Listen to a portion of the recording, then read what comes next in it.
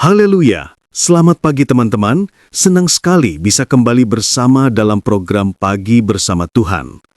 Hari yang baru selalu membawa kasih dan pengharapan yang baru juga dari Tuhan.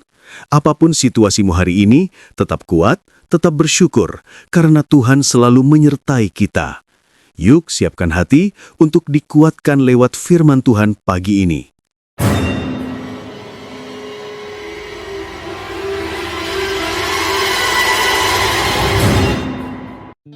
Haleluya. Selamat pagi Bapak Ibu Saudara yang dikasihi Tuhan Yesus Kristus. Kembali kita berjumpa dalam program Pagi Bersama Tuhan. Sebelum kita masuk dalam renungan firman Allah, mari kita berdoa. Mengucap syukur buat pagi yang indah yang Tuhan berikan pada kami. Dan sebelum kami merenungkan firman-Mu, sucikan, kuduskan, dan layakkan kami.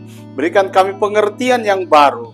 Dalam nama Yesus kami sudah berdoa, haleluya, amin. Bapak Ibu Saudara yang dikasihi Tuhan Yesus Kristus, hari ini kita masuk ke hari keempat rangkaian renungan khusus Natal dalam program Pagi Bersama Tuhan. Di tengah kondisi bangsa yang penuh tantangan, bencana yang merusak banyak rumah, perekonomian yang membuat banyak keluarga berjuang keras, dan rasa tidak pasti tentang masa depan, ada satu hal yang Tuhan jaga agar tidak pernah padam. Pengharapan.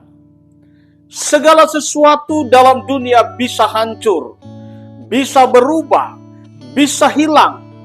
Tetapi pengharapan yang dari Tuhan tidak dapat dipadamkan oleh keadaan apapun.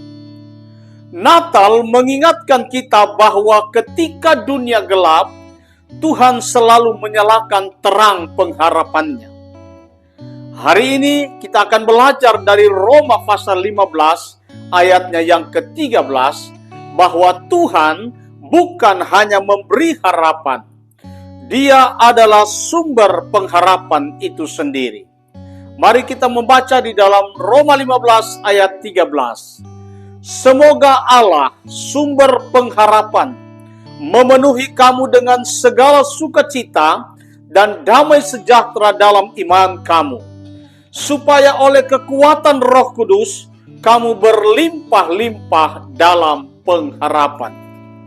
Bapak Ibu Saudara yang dikasihi Tuhan Yesus Kristus, mari kita lihat bagian yang pertama.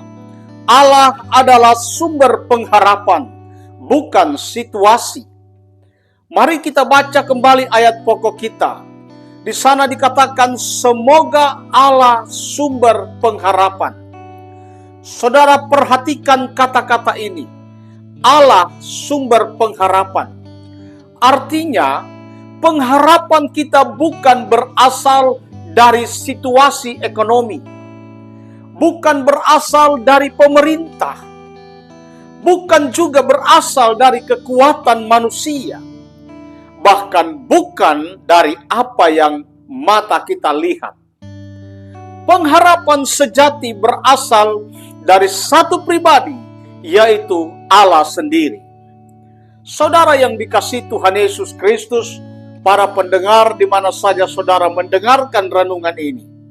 Ketika sumber pengharapanmu adalah Allah, keadaan boleh berubah, musim boleh berganti, situasi boleh naik turun, tetapi hatimu tetap kuat karena sumbernya tidak berubah. Inilah mengapa Natal tetap bersinar meski dunia gelap, sebab terang pengharapan itu datang dari Allah, bukan dari keadaan. Bahagian yang kedua, Allah memenuhi kita dengan sukacita dan damai. Saudara, kita lanjutkan membaca dalam Roma 15 ayat 13. Di sana dikatakan, memenuhi kamu dengan segala sukacita dan damai sejahtera dalam iman kamu. Saudara perhatikan kata memenuhi. Bukan memberi sedikit, bukan menambah secukupnya, tetapi memenuhi. Artinya Tuhan ingin hatimu penuh damai. Tuhan ingin pikiranmu penuh ketenangan. Tuhan ingin jiwamu penuh sukacita. dan Tuhan ingin langkahmu penuh keyakinan. Dan ini terjadi bukan karena keadaan berubah, tetapi karena iman. Sukacita dan damai bukan bergantung pada apa yang terjadi di luar, tetapi pada siapa yang tinggal di dalam.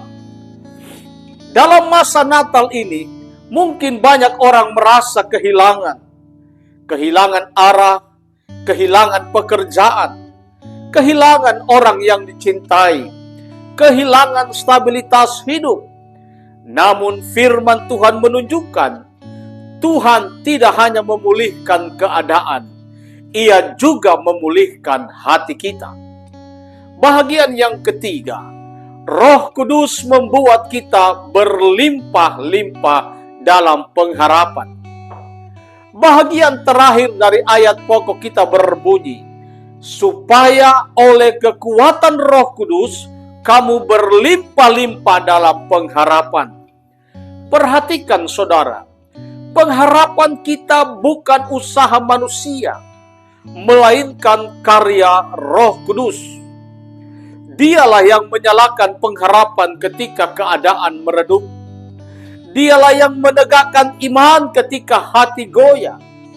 Dialah yang membakar kembali semangat ketika kita ingin menyerah. Dan dialah yang menyuarakan janji Tuhan ketika pikiran kita dibanjiri kecemasan. Pengharapan dalam Kristus bukan tipis, bukan terbatas, bukan sekedar cukup, tetapi berlimpah-limpah. Artinya apa, saudara? Pengharapan itu menetes dari bibirmu, mempengaruhi cara berpikirmu, mengarahkan cara mengambil keputusan, dan mengalir ke orang lain melalui hidupmu. Natal adalah tentang kelimpahan pengharapan yang tidak pernah bisa dipadamkan.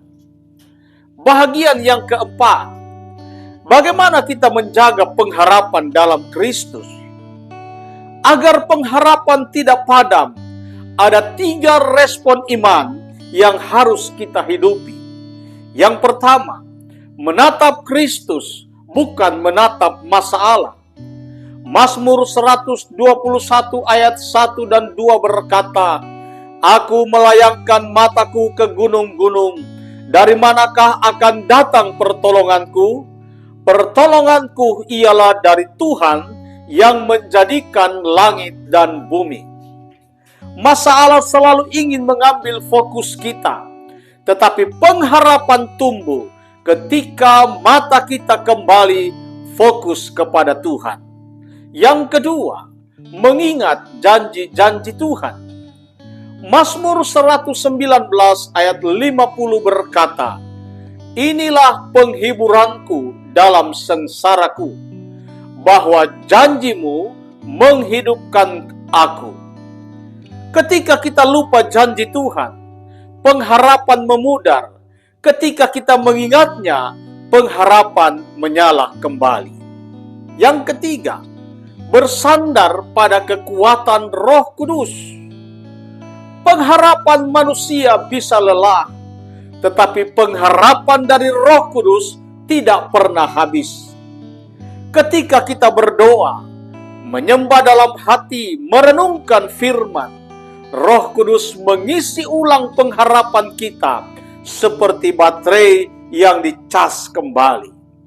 Saudara, pengharapan itu lahir di palungan. Saudaraku yang dikasihi Tuhan Yesus Kristus, para pendengar di mana saja saudara berada. Ketika Yesus lahir di palungan, dunia sedang gelap, tidak stabil, tidak aman. Tetapi justru di tempat itulah pengharapan terbesar lahir. Hari ini Yesus berkata kepada kita, pengharapanmu tidak akan hilang. Aku Tuhan yang menjaganya. Bahkan jika hidup terasa berat, pengharapan tetap menyala. Bahkan jika masa depan belum jelas, pengharapan tetap hidup. Bahkan jika mata tidak melihat solusi, pengharapan tetap bekerja. Mengapa, saudara? Karena pengharapan itu bersandar pada Allah, bukan bersandar pada keadaan. Mari kita berdoa. Tuhan Yesus yang baik, terima kasih untuk firman-Mu hari ini. Terima kasih karena Engkau adalah Allah sumber pengharapan kami. Di tengah pergumulan bangsa kami, di tengah kebutuhan keluarga kami, dan dalam setiap pergumulan pribadi kami, Engkau tidak membiarkan pengharapan padamu. Hari ini kami menyerahkan seluruh kekhawatiran kami kepadamu. Isi hati kami dengan sukacita dan damai sejahtera. Biarlah oleh kekuatan Roh Kudus, kami berlimpah-limpah dalam pengharapan. Tuhan, pulihkan yang kecewa, bangkitkan yang letih, kuatkan yang hampir menyerah, teguhkan yang sedang gentar, dan nyalakan kembali api pengharapan dalam setiap keluarga yang mendengarkan program Pagi Bersama Tuhan pagi hari ini. Kami percaya pengharapan kami tidak sia-sia, sebab Engkaulah yang memegang hidup kami. Saudaraku yang dikasihi Tuhan, terimalah berkat Tuhan. Kiranya Allah sumber pengharapan memenuhi hidupmu dengan sukacita dan damai sejahtera. Kiranya Roh Kudus mengalirkan pengharapan baru dalam setiap langkahmu. Dan kiranya terang Kristus menerangi hari-harimu, keluargamu, pekerjaanmu, dan pelayananmu. Di dalam nama Bapa, Anak, dan Roh Kudus, yaitu Tuhan Yesus Kristus. Haleluya. Amin. Bapak Ibu Saudara yang dikasihi Tuhan, kalau renungan pagi hari ini memberkati Bapak Ibu Saudara, jangan lupa bagikan juga kepada orang lain, agar mereka juga diberkati dan dilawat oleh Tuhan. Tetap semangat, Tuhan Yesus memberkati. Amin.